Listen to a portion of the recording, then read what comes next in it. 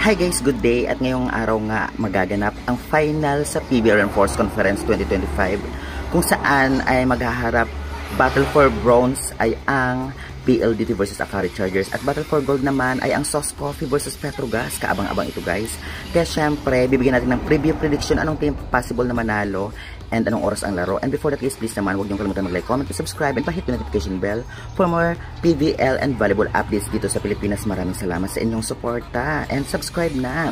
Well, unahin po muna natin ang Battle for Bronze. Ito ang bakbakan ng PLDT versus Akari Chargers. 2 PM po ito magaganap maya-maya lamang at ang venue po nito ay sa Smart Araneta Coliseum.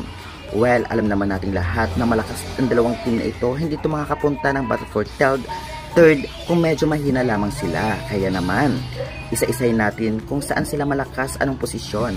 Pagdating sa Black Kings, halos pareho naman magaling dahil nga may Fifi Sharma, Seth Domingo, ang Akari, samantalang ang PLDT naman ay may Majay Baron, Palomata at Mika Reyes na talagang malalakas. Kaya pagdating sa opensa, formulang to, medyo advantage ang PLDT at konti lang naman kasi ang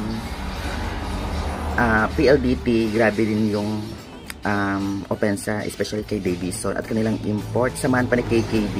Samantalang ang Akari Chargers naman, talaga nanggagawa sa kanila ay ang kanilang import. Andyan din si Soltonis pero hindi masyadong effective. Pero okay din naman yung laro niya compare sa ibang players. And andyan si Ivy Laxina, nakapaglaro na si Ivy Laxina. Kaya naman kaabang-abang ito. At pagdating naman sa Libero, halos pareho Kat Arado at Hazareno, pareho magaling.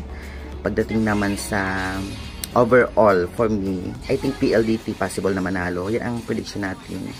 Pero pa man, ay bilog pa rin ang bola, hindi natin alam. And sunod na laban nga ay ang Battle for Gold. Ito ang Sauce Coffee versus Petrogas Angels. Well, kung sanayan lang naman sa finals, Petrogas Angels, ngunit sa lakas nga yung conference, Sauce Coffee, kaya maganda ang magiging bakbakan na ito na possible umabot sa 5th set or 4th set, 4 sets. Ganun pa man, abangan na lang natin. Dito naman sa Petrogas versus Sauce Coffee, Black Kings, I think mas lamang ang Sauce Coffee kasi si Nogales at ito nga si Tia Gagati samahan pa ni Minor, very effective talaga. Samantalang ang Petrogas, okay naman pero kung ikukumpara natin, mas consistent yung Black Kings ng Sauce Coffee. About naman sa opensa, I think pareho naman. Kasi may Vander Wide.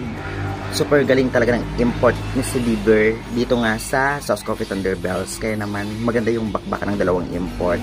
Sa mga local players, si Balios versus ito nga si Pablo.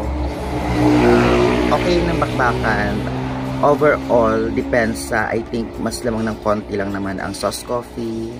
And sa opensa, halos pareho din. And overall, for me lang naman to. I think Sauce Coffee, yung medyo angat ngayon. Doon pa mambilog pa rin ang bola. And good luck to both teams. Kayo guys, sa tingin nyo, anong team mananalo? And, by the way, ang laban pala ng Battle for Gold is 5 PM ngayong araw. Sa Smart Araneta Coliseum yan. And ngayon yung November 30, 2025. Thank you very much guys for subscribe.